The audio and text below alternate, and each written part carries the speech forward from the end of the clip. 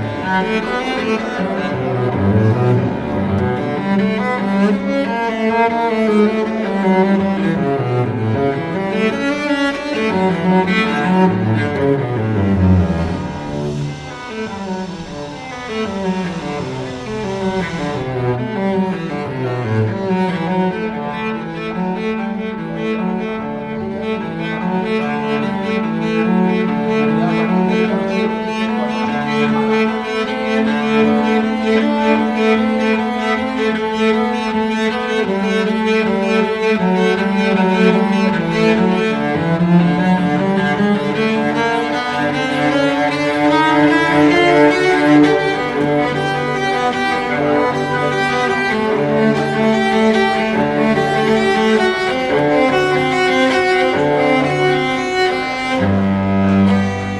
Pero otros, por ejemplo, que han pasado por el horno los barrios así, la mesa toda, salado, dulce, panadería, digamos. Y eso ya pienso que ustedes saben lo que es una confitería tradicional de toda la vida, que